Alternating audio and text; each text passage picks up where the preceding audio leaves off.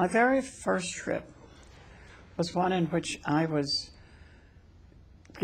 working with a group, member of a group called the Committee of Correspondence. And I was asked to do a study of the training needs of women's organizations in 5 West African countries. And I went into Liberia and Guinea and Ghana and Nigeria and Sierra Leone. It was a tremendous experience because what I found was that the women's organizations there were dealing with some of the same problems that we're dealing with in our organization. How do you get your members? How do you get them involved? How do you get them to act when the president's wife or the governor's wife is not there? They have no trouble when they have a celebrity. But it's the sustaining of activity. And I'll never forget one of the first summaries I heard a woman give after our meeting in Sierra Leone. She said, this meeting, and it was a kind of a custom that an older person would be asked to summarize. This woman said, this meeting has been about wastage. She said, we have spent 3 days talking about wastage. The wastage of our girls who do not get the education they need, the wastage of our babies who do not have the proper food, and she went along.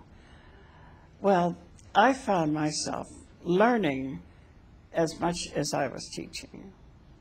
And the experience for me was just so rich because I had a feeling not only of, being here in kinship, but of recognizing our common problems, and that there were ways in which we could work together.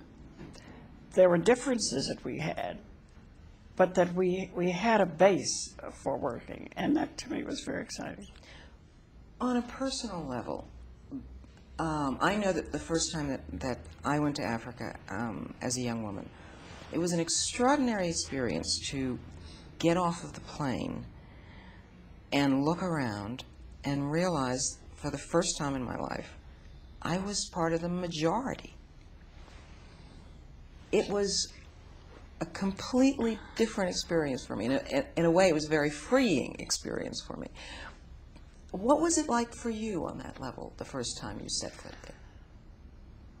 When I went to Africa, when I went to India, when I saw thousands of people who were brown, who were black, who looked like me, it was just an unbelievable experience.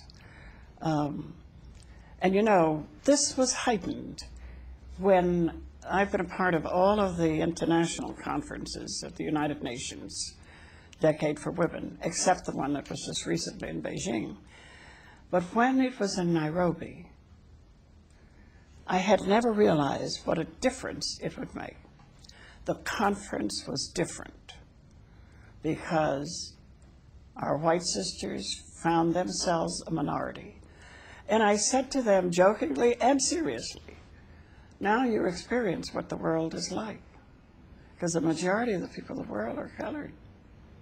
And we who have allowed ourselves to be called minority are not a minority. And I seldom use that term. I always identify with people of the third world. But it made a difference. And to see the strength, the leadership in those women, to see the way things were organized and put together, and then to have the women from the villages and the countryside come into meetings, and so that there was a reality base that to me was so exciting. And I am very proud to say that most of my white sisters, people, all of us, agreed that it made a difference.